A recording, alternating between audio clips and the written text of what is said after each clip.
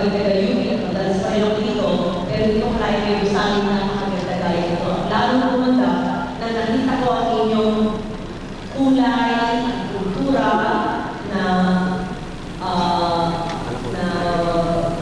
develop sa whole ang mga kulay at kultura ng ating mga katutubo na sinabi ko rin ako sa Araujo. Sa isang resos ako dahil dito ang uniforme ko araw-araw sa Senado. Araw-araw ay either ako'y iboli or mangyan or gawa ng Ilocano Mabel or Ifugao. Araw-araw, I wear something done by our indigenous people dahil long before I became a public servant, public figure, I pinupush na ang pag-preserve ng ating kultura. And so, ako po ay natutuwa na dito ay lahat, hindi ko isa-isahin dahil ang laki ko ng mga persons to be from our friends in Congress, our friends in the NDFP, and our indigenous peoples, our friends from the academy of the religious sector.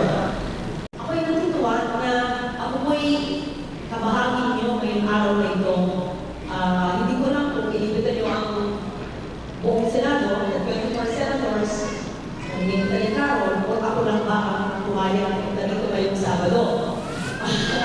Kung ano man ay isang karananan na makasama kayo, at dahil na sa St. Judy, nililapot ako, hinayang ako. Apat lang yata ang boto na kulang eh. Kaya lang, sa dami ko rin ginagawa bilang chairman ng finance, ay hindi ko na rin micromanage yun. St. Judy, stay there. Because I really think St. Judy is one of the most, if not the most, dedicated cabinet members, public servants that you had.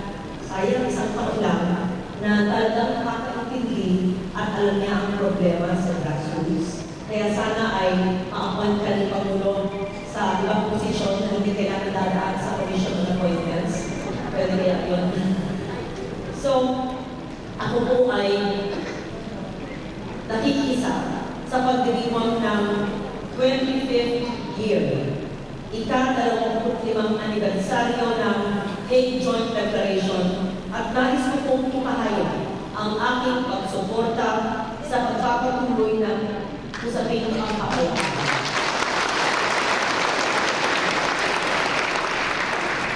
Hindi ang updated, baka naman terminated na permanently, and I'm talking, hindi ba naman, there's no formal termination. In short, there is something we can still say. And even if assuming there will be or there is a formal termination, kaya pa rin buhayin ang patay. So, hindi pa naman patay, hindi pa naman natutupad, lalo na kaya buhayin. Because even in his heart, I am certain that the President wants to achieve what we all in this room want to achieve. Iba lang ang ating pamamaraan at hindi madali dahil iba't ibang sektor ang napapalunod kay Pangulo. Pero sigurado ako na ang ating gustong gawin ay hindi ang kanyang gustong gawin. Batid naman po natin lahat na minsan na ako po ay naging maliit na bahagi ng misyon kong pagtulungan na masiguro ang mapayapa at walang kondisyong pagpapalaya ng mga opisyal ng militar at pulisya at kapagbihag mula pa noong 1999, ang tagal na pala noon, almost 20 years ago, actually 18 years ago, kaugnay ng negosyasyong pagpapayapaan. Masaya sa pakiramdam na nakakatulong po tayo sa pagpaligtas ng mga nabihag noon. Ngunit bukod doon, ay nagkakaroon ako ng mas malalim na magkakaunawa sa kahalagahan ng usaping pagpapayapaan para sa magkabilang panig sa ating gobyerno at sa National Democratic Front of the Philippines. Noong mga panahon ng legislation mula 1999 hanggang 2001, bagamat ako ay nasa gobyerno bilang isang bagitong first term senator, nadamang ko mula pa noong panahon yun. Nandiyan si the late Governor Akiyak, father of Vic.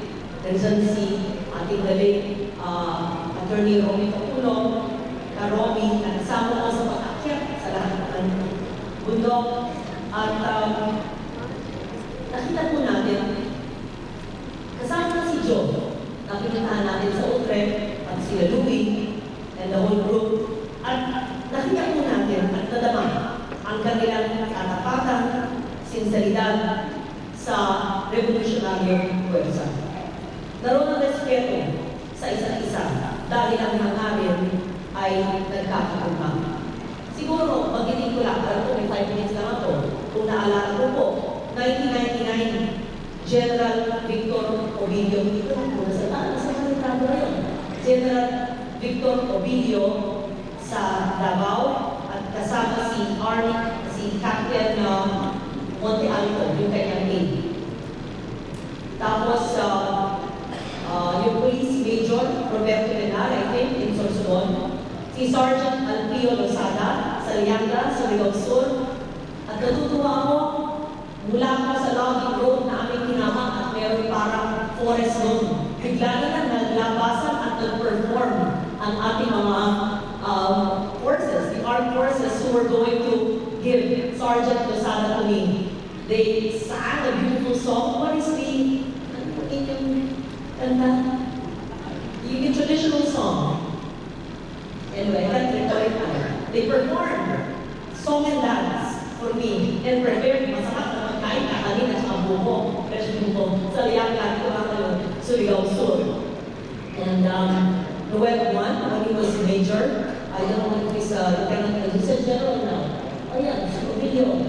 Bata ka lang, kaya bata. Yun, bata pa kami karoon.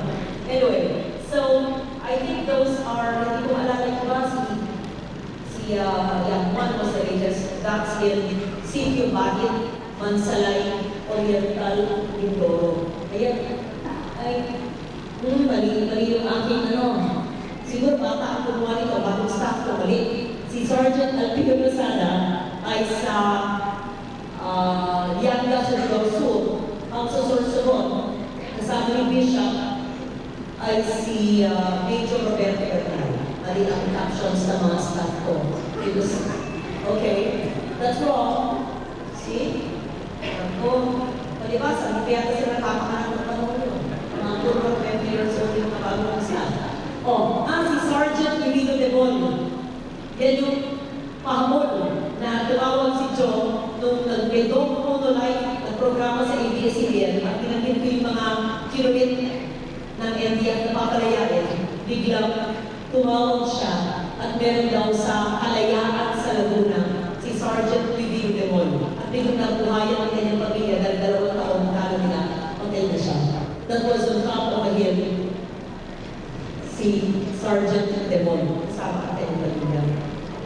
So, alam ko natin, iisa ang ating hangarin at yun ay kapayapaan. Mukhang maiyak, pero kahit natin gawin in our generation.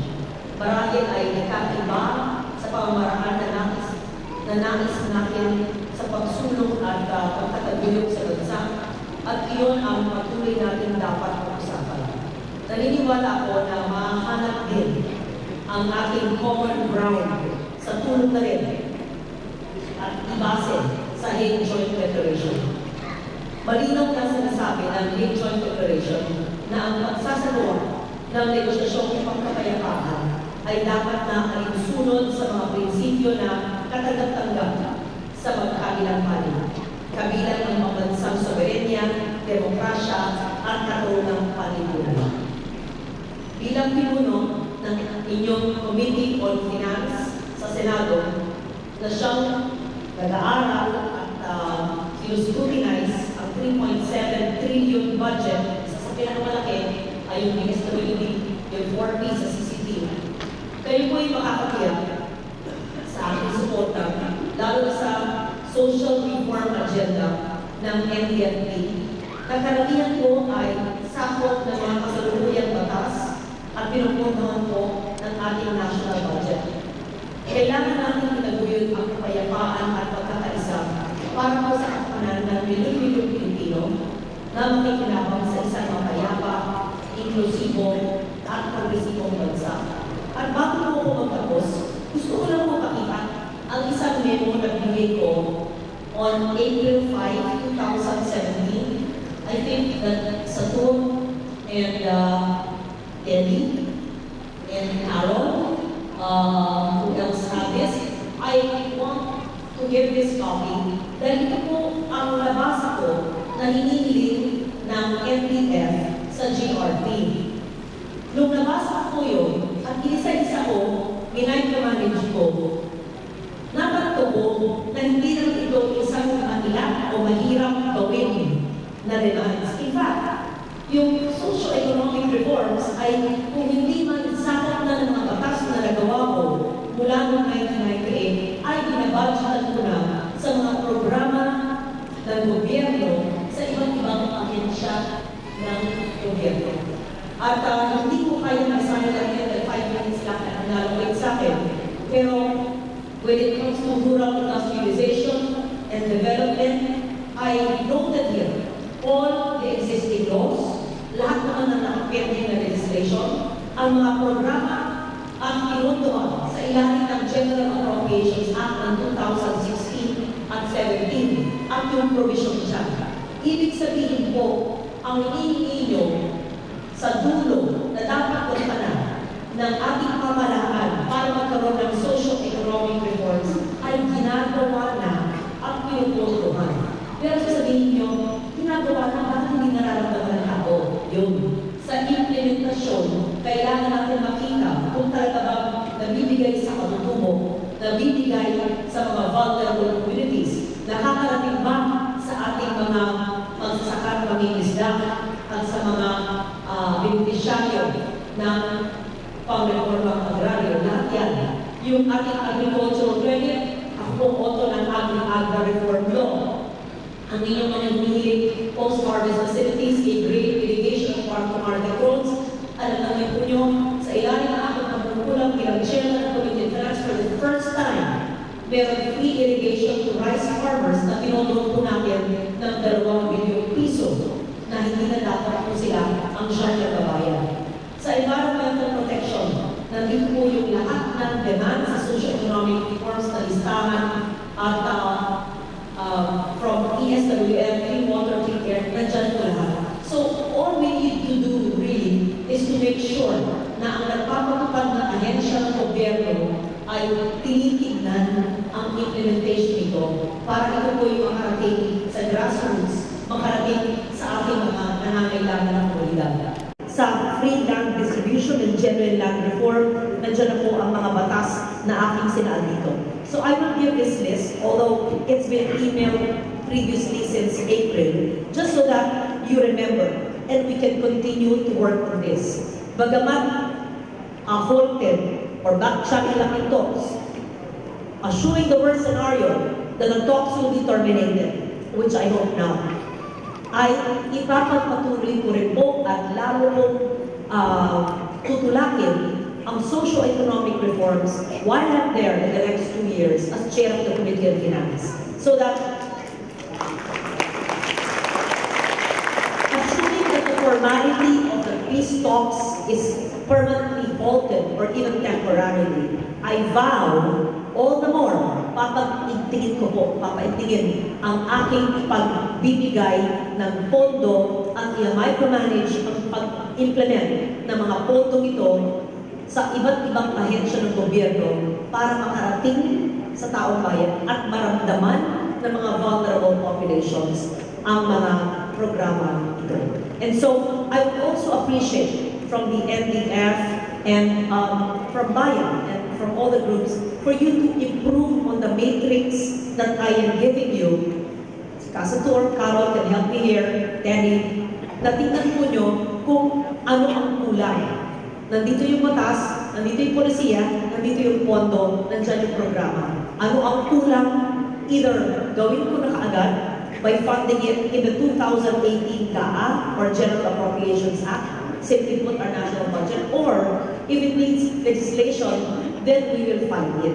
But I am certain, sigurado po ako, halos sakop na po ng lahat ng batas ang mga bagay nito. Kailangan lang talaga ay ang hamon sa ating lahat sa implementasyon talaga doon nagkakaroon.